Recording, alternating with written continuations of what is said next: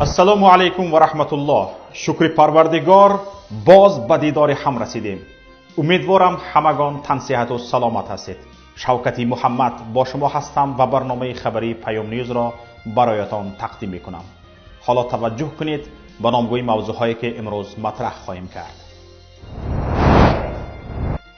قلابی در سطح عالی، مردم فریبی رستم امامعلی. سازمان وکیلان حامی وکیلان از حکومت تاجیکستان طلب کرد که بزرگمهر یاروف وکیل دفاعی مشهور تاجیک را فوراً آزاد کند و او را با تمام خدمات طبی ضروری تامین نماید.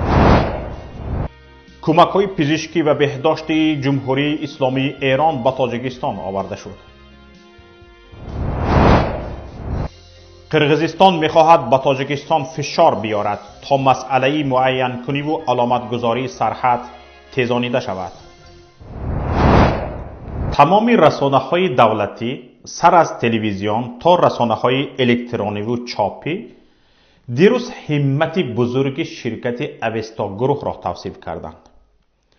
طبق اطلاع رسانه‌های دولتی و برخی رسانه‌های مستقل، این شرکت وطنی به بیمارخانه‌های پایتخت به مبلغ 2.5 میلیون سومانی کمک کرده است. در شکل لوازمات طبی، دارو و درمان، نقاب و لباس‌های محافظتی و غیره. رسانه‌های دولتی آن را در پیروی به اقدام‌های بشردوستانه اساسگذار صلح و وحدت ملی پیشوای ملت و تشبث و اقدام‌های سازنده رئیس شهر دوشنبه معرفی کرده گزارش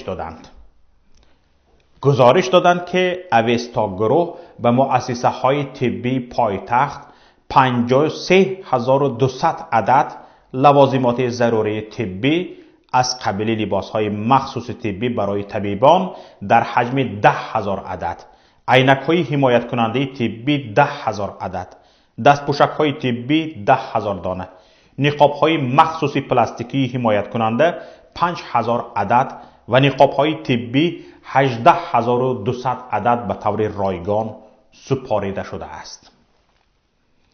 حالا صاحبکاران و شرکت‌های زیاد به بیمارخانه‌ها و طبیبان و بیماران کمک می‌کنند. حتی پیرزنانی هستند که از آخرین محصولاتی در خانه‌شان باقی مانده خوراک پخته به طبیبان و بیماران می‌برند. حتی زنان خانه‌نشینی که به پول‌های سالها جمع کردهشان متاع خریده به طبیبان دستپوش و نقاب و لباس محافظتی می‌دوزند. شمار صاحبکاران موفقی هم که حجم کمکشان از اوستا گروه کمتر نیست خیلی زیادند. اما کمک این هالدینگ یک باره تمام رسانه‌های دولتی را بیدار کرد و همه یک باره شروع به ستایش این اقدام بشردوستانه و خیرخواهانه نمودند. سبب البته اینجا یکتاست. این هالدینگ، این شرکت بزرگ به رستم امامعلی تعلق دارد. تنها 30% سهم هالدینگ مال برادران میرزایف ها بوده، 70% به شهردار دوشنبه و پسر رئیس جمهور متعلق است. ما چند تحقیقات در این باره برده به شما گفته بودیم.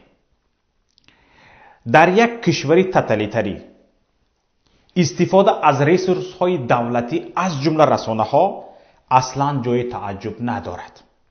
این یکی از خصوصیت های دیکتاتور هاست که تمام امکانات و ریسورس های کشور را برای تقویت حکومت خود استفاده می کنند.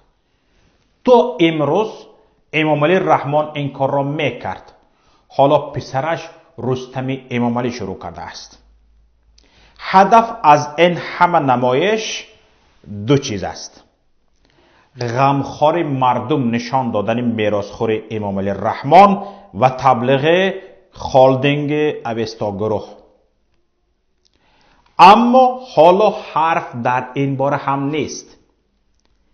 معلومات دسترس کرده پیام نشان می‌دهد که رستم امامعلی و اوستا گروه با استفاده از رسانه‌های دولتی و روزنامه‌نگاران خود فروخته به یک قلابی در سطح عالی دولتی دست زده به 9 میلیون ساکن کشور دروغ گفتند.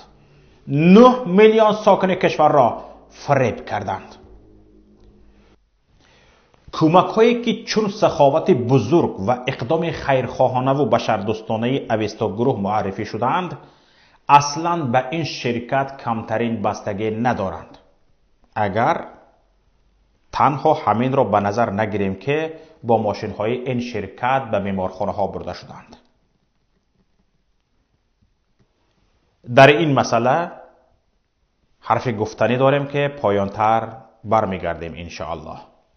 این کمک های رسیده از کشور چین است که رستم امامعلی و شرکتش با تمام پررویی از خود کرده و از نام خود به بیمارخانه ها برده اند.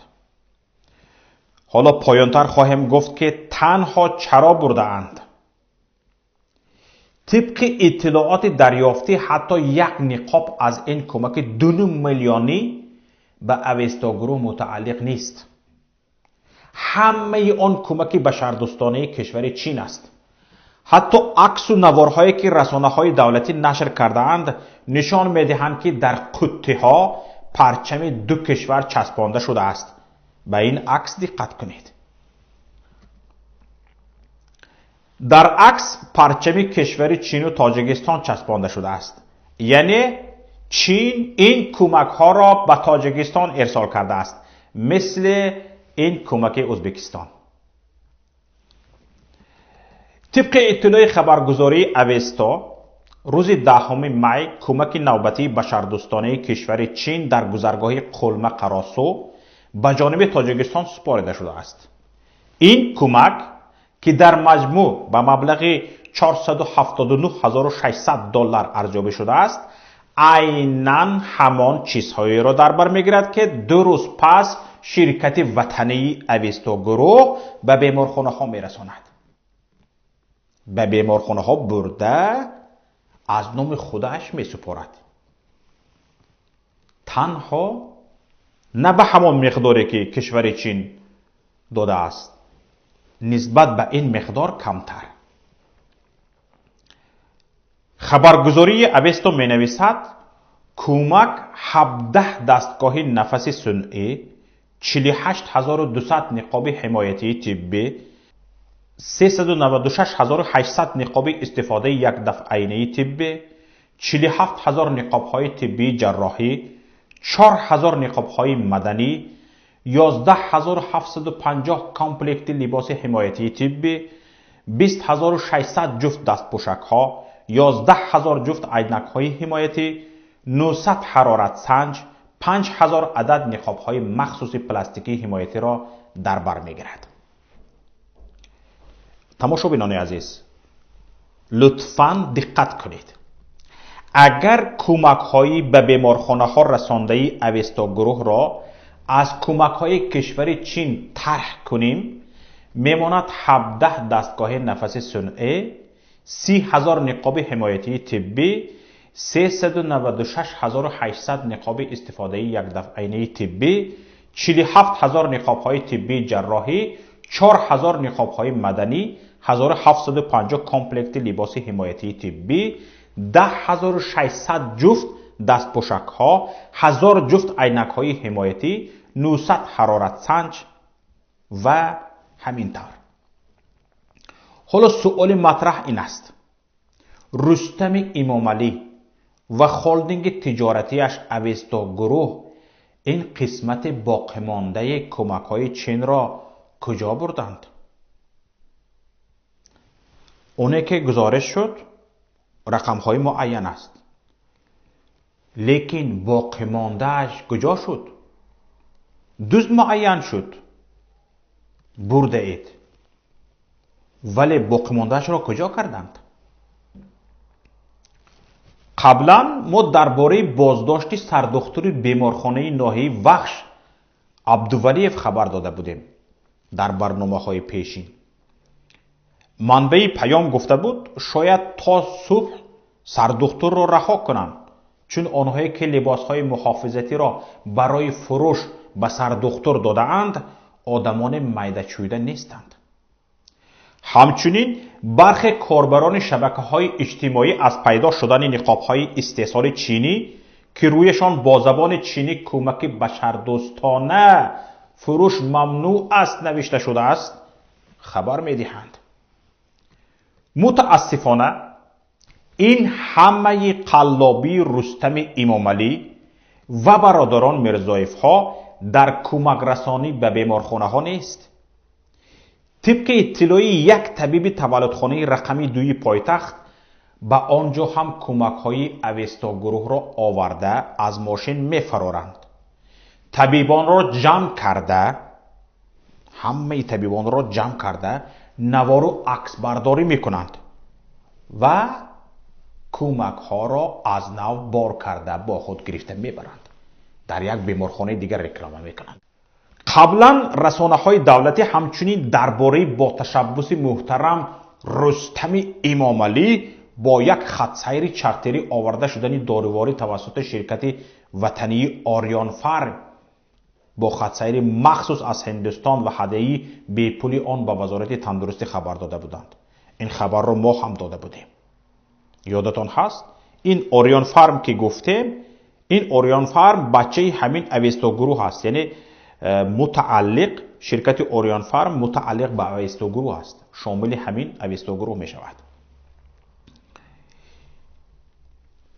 ببینید یک روز قبل چنانه که پیشتر هم گفته بودیم از این خط سیر گفتگوی وزیران کارهای خارجی هند و تاجیکستان درباره ویروس کرونا برگزار می گردد. مصاحبان ضمن ارزیابی همکاری دو کشور در ساحه تندرستی و طب بر اهمیت ادامه همیاری و اقدام‌های مشترک جهت پیروزی بر همگیری کووید 19 تاکید کردند. این را دفتر مطبوعاتی وزارت کارهای خارجه خبر داد. روز دیگر با تشبث رستم امامعلی هواپیما برای آوردن داروها به هندوستان رفت. اکنون امروزها در داروخانه های تاجیکستان همان داروهایی که از هندوستان آورده شدند و باید به وزارت تندرستی بی پول سپارده می شدند در فروش گذاشته شدند. من با تشبث خردمندانه پیشوای ملت ببخشید، یعنی تشبث خردمندانه در لغت این اولاد همین دزدی باشد، همین غارتگری قلابی باشد. خودتان قضاوت کنید دوستان. اکنون از چند واقعه و رویدادهای دیگر همکارم عایشه محمدی گزارش می‌دهد. یک سازمان حامی حقوق از حکومت تاجیکستان دعوت کرده است با نظرداشت تهدید سرایت کووید 19 به زندانیان بزرگمهر یاروف یکی از وکیلان شناخته تاجیک را آزاد کنند. سازمان وکیلان حامی وکیلان لایرز فور لایرز که قرارگاهش در هلند است روز 11 می با نشر یک بیانیه رسمی گفت با نظرداشت تهدید پاندمیای کووید 19 به صحتی و جان بزرگمهر یاروف سازمان لایرز فور لایرز از حکومت تاجیکستان دعوت می‌کند که وکیل دفاع و حامی حقوق بزرگمهر یاروف را فوراً آزاد کند و او را با تمام خدمات طبی ضروری تامین نماید. چند پیش خویشاوندانش گفتند که بزرگمهر یاروف در زندان بیمار و حرارت بدنش بلند شده است. جمشید یاروف برادر وکیل زندانی در شبکه‌های اجتماعی نوشت بزرگمهر یاروف تب دارد و 29 اپریل سردار محبس دارو و درمانی را که نزدیکانش برده بودند به او رسانیده است. بزرگمهر یاروف را ماه اکتبر سال 2016 با گناه‌های دعوت عمومی به تغییر حکومت، ساخته‌کاری سند و قلابی به 23 سال زندان محکوم کردند. دادگاه بعداً به حکم او برای تحقیر نماینده حاکمیت و پرزیدنت 5 سال دیگر اضافه کرد. سال گذشته بر اساس قانون عفو حکم بزرگمهر یاروف را 6 سال کم کردند. بزرگمهر یاروف میگوید که هیچ گناه نکرده است و پروندهش انگیزه‌های سیاسی دارد و فقط برای حمایت او و حقوق اعضای حزب نهضت اسلامی بود. این حزب را سال 2015 در تاجیکستان سازمان تروریستی اعلان کرده و فعالیتش را ممنوع نمودند. بزرگمهر یاروف از حقوق 13 عضو بازداشت شده ریاست این حزب ҳимоя мекард. созмони Liars for Liars гуфтааст бузургмеҳ Ёров ки ноодилона ва бериояти меъёрҳои байналмилалӣ боздошт ва муҳокима шудааст, то ҳол ҳеҷ гуна кӯмаки тиббии муносиб нагирифтааст. ба гуфтаи созмон, таби Ёров ки аз бемории диққи нафас ранҷ мекашад, чанде пеш баланд шудааст. ба сандуқи махсуси хайриявии муқобила ба коронавирус дар тоҷикистон 6 миллиону 300 ҳазор сомонӣ ва 12300 доллар ҷамъ шудааст. дар ин бора Нуралӣ Шоқурбонов, сардори дафтари матбуоти вазорати молия, дирӯз 12 май дар саҳифаи фейсбукиаш навишта гуфт, аз ин пулҳо ягон сомонияш харҷ нашудааст. ба навиштаи сухангӯи вазорати молия, пулҳоро бар асоси дастури ситоти ҷумҳуриявӣ муқобила бо бемории ҳамагир ва вазорати тандурустӣ сарф хоҳанд кард. Шоқурбонов мегӯяд, дар бораи харҷи маблағҳо алоҳида гузориш медиҳанд ва ҷараёни онро маъмурони оҷонсии зидди фасод ва палатаи ҳисоб низ назорат мекунанд. ин иттилои вазорати молия дар ҳоле нашр мешавад, ки интиқодҳо аз набудани шаффофият ҳангоми харҷи маблағҳои ҷамъшуда барои муқобила ба COVID-19 ҳарчи бештар садо медиҳад. корбарони шабакаҳои иҷтимоӣ ва наздикони беморон пайваста аз камбуди васоили тиббӣ дар бемористонҳои кишвар шикоят мекунанд ва мепурсанд кӯмаки башардӯстонаи хориҷӣ ва маблағҳои ҷамъшуда дар фонди махсус куҷо шудааст. бо ин вуҷуд масъулини вазорати молия рӯзи 12 май танҳо дар бораи маблағҳое гузориш доданд, ки афроди алоҳида ва корхонаҳо ба фонди махсуси муқобила бо COVID-19 гузарониданд. вазорат нагуфтааст, ки кӯмакҳои башардӯстона ва маблағҳои грантии кишварҳои хориҷӣ дар маҷмӯъ чӣ қадар аст ва дар куҷо масраф мешаванд. нахустин маҳмула аз кӯмакҳои пизишкӣ ва беҳдоштии ҷумҳурии исломии Эрон ба Тоҷикистон оварда шуд. бино ба иттилои расонаҳои эронӣ, садақаи иборат аз 7 тонна лавозимоти тиббӣ ва доруворӣ ба монанди китҳои озмоишгоҳҳои ташхиси вируси корона, доруҳои махсус барои муолиҷаи бемории COVID-19, ниқобҳо, дастпӯшҳо ва маводи зидди уфунӣкунанда ба Тоҷикистон оварда шуд. ин хайрия бо як парвози махсуси ширкати ҳавопаймоии вориш вобаста ба созмони ҳавопаймоии ҷумҳурии исломии Эрон ба Душанбе оварда шуд. ба гуфтаи Саидалӣ Муфидӣ, масъули ҳамоҳангкунандаи ирсоли кӯмакҳои башардӯстонаи ширкати ҳавопаймоии вориш, ин хайрия аввалину охирин нест, балки лавозимоти тиббӣ ва дорувории мавриди ниёзи ҷомеаи Тоҷикистон дар дастури кор аст ва ба зудӣ хайрияи дафъаи баъдӣ низ ирсол хоҳад шуд. муовини нахуствазири Қирғизистон ва масъули ҳайати музокироти марзӣ бо Тоҷикистон эълон кард, ки кишвараш яке аз гузаргоҳҳои марзӣ бо Тоҷикистонро мебандад. дар ин бора Сомонаи Киртак хабар медиҳад. тибқи иттилои манбаи хабар, Акбар Муҳаммад Умаров, муовини нахуствазири Қирғизистон ва масъули ҳайати музокироти марзӣ бо Тоҷикистон гуфтааст, ки дар пайи густариши вируси корона таи чанд рӯзи оянда гузаргоҳҳои марзии Қиртоғ миёни ноҳияҳои Боткан ва Исфара баста хоҳанд шуд. Муҳаммад Умаров таъкид кардааст, ки ин иқдом навъи фишор ба Тоҷикистон ба манзури суръат бахшидан ба раванди музокироти марзӣ бо Қирғизистон барои ниҳоӣ кардани тавофуқи аломатгузории марзии муштарак ба ҳисоб меояд. вилояти суғди Тоҷикистон аз Қирғизистон маводи сӯзишворӣ, масолиҳи сохтмонӣ ва ғизо ворид мекунад. дар пайи низоъ миёни сокинони ноҳияҳои марзии Ботканди Қирғизистон ва Исфараи Тоҷикистон дар рӯзи 8 май вазорати умури хориҷаи ҳарду кишвар бо эҳзори сафирони худ дар Бишкек ва Душанбе эътирози хешро ба ин даргирӣ эълон карданд. гуфта мешавад, ки дар ин даргирӣ, ки бо истифодаи марзбонони ду кишвар аз силоҳи ҳамроҳ буд, ду тоҷик ва 4 қирғиз захмӣ шуданд. Тоҷикистон ва Қирғизистон дорои 978 километр марзи муштарак ҳастанд, ки танҳо ҳудуди 520 километр аз он таъин ва аломатгузорӣ шудааст. дақоиқе пеш иттилоъ расид, ки мақомоти Тоҷикистон ронандаи собиқи раиси ҳизби насати исломии Тоҷикистон, як корманди собиқ ва ҷияни ӯро субҳи имрӯз аз хонаҳояшон гирифта ба идораи Кумитаи давлатии амнияти миллӣ бурданд. Сайфов Ҳикматулло, ронандаи собиқ, Раҳматуллоев Маҳмадалӣ, як корманди собиқ ва Нарзуллозода Ҷамшид, ҷияни раиси ҳизби наҳсати исломии Тоҷикистон Муҳиддин Кабирӣ аз тарафи кормандони мақомоти амниятии Тоҷикистон боздошт ва то шоми имрӯз дар идораи Кумитаи давлатии амнияти миллӣ бозпурсӣ карданд. سبب احضار این 3 نفر به کمیته دولتی امنیتی ملی و جزئیات بازپرسیشان معلوم نیست، اما طبق اطلاع منبع پیام آنها را مجبور به سخنرانی نزد دوربینی ثبت کردند. جزئیات این سخنرانی هم معلوم نیست. پیام تخمین میزند شاید آنها را مجبور به موقع گیری علیه انتقادهای راهبر حزب نهضت اسلامی تاجیکستان و پیمان ملی تاجیکستان در مسائل آخر، یعنی سهلنگاری حکومت در پیشگیری ویروس کرونا کردند.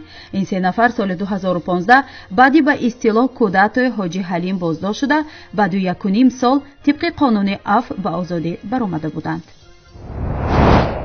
تماشابینان گرامی، اینجا نهایت برنامه امروزی ماست. برنامه‌های دیگری ما را در پایگاه پیام نقطه نت و شبکه‌های اجتماعی پیگیری کنید. لطفاً هر واقعه یا خبری را درباره کرونا ویروس و دیگر حادثه ها شاهد شدید به رقم 49 15 16 46 15 247 توسط پیام رسان‌های واتساپ، وایبر، ایمو یا تلگرام فرستید. در پناه الله بمانید. خیر تا روز دیگر. السلام علیکم و رحمت الله.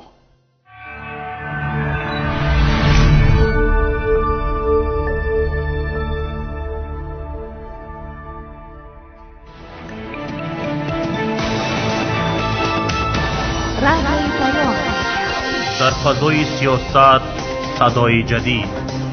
رادیوی پیام علم، فرهنگ، نوید.